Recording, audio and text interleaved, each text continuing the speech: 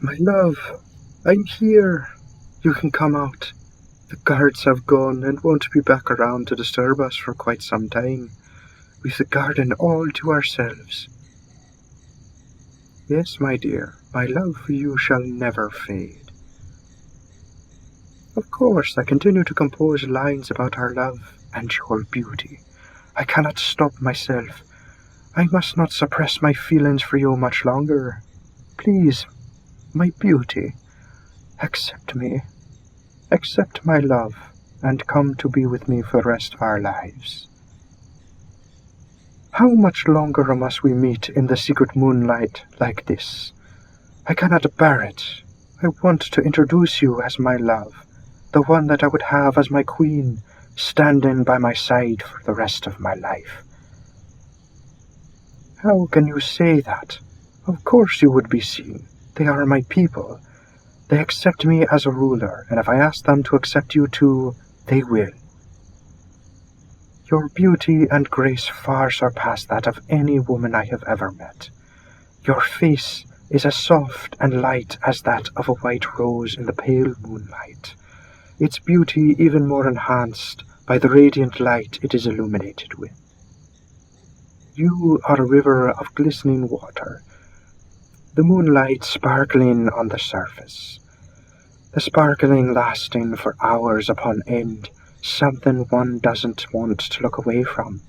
Please, come to me, my diamond. Accept me and be my queen.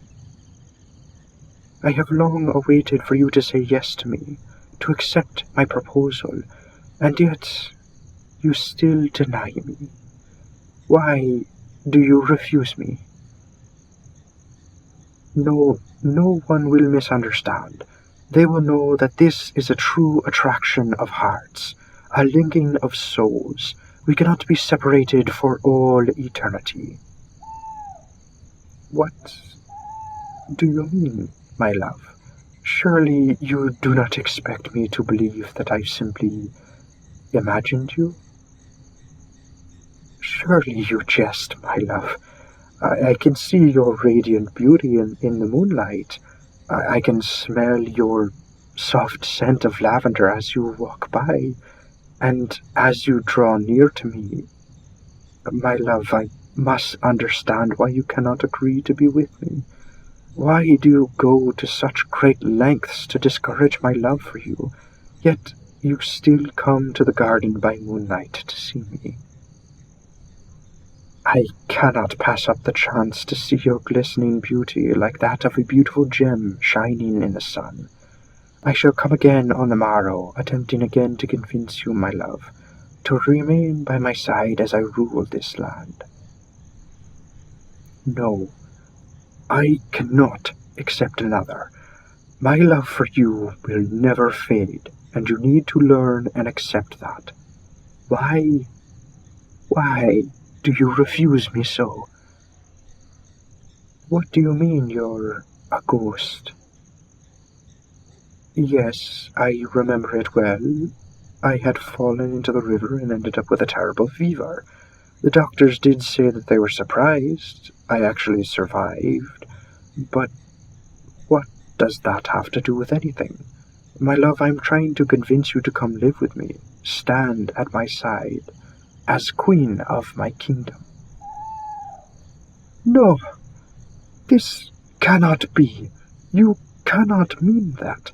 I knew I'd been seeing things since I had that experience, but I didn't know that you were a ghost. You are like a normal person to me.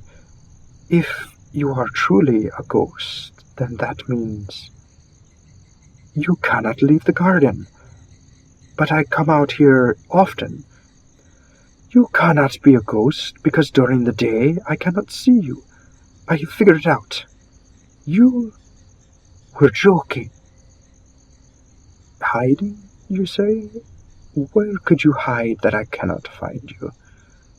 There aren't many places within the garden that would offer you enough space to truly hide. Behind the rose bushes and the lilacs, this would be how you hide? And the scent? Why would you always smell of lavender? Because you are buried under the lavender beds. Oh, my love, I hate this thought, that you cannot be at peace even after you'd passed. I cry at the thought of not being able to rest peacefully. Why have you been disturbed? Because your manner of death was never resolved? What does that mean? Oh, that is such a horrible way to pass. How could this happen to such a breathtaking lady as you? Jealousy. Of course it was jealousy. Why could it not? Is there a way to resolve this and let you rest in peace? Of course I can do this, my love. I shall do everything I can to resolve this. It is the right thing to do. I know it means I must let you go, but I am not concerned about that right now. Knowing that we would be at peace for the rest of eternity would be enough satisfaction for me.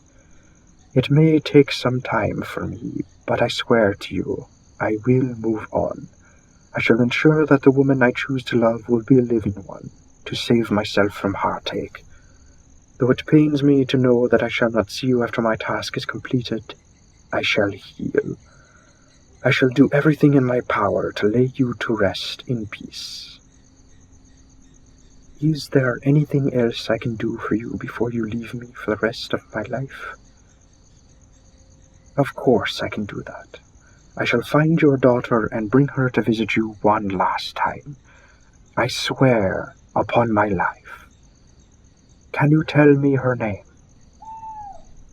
I shall send for her Did you say? That is what I thought you had said. She is the woman my parents want me to marry, but I have feared meeting her. Since this is the case, I would like to ask you but one question, my lady. May I ask your permission to marry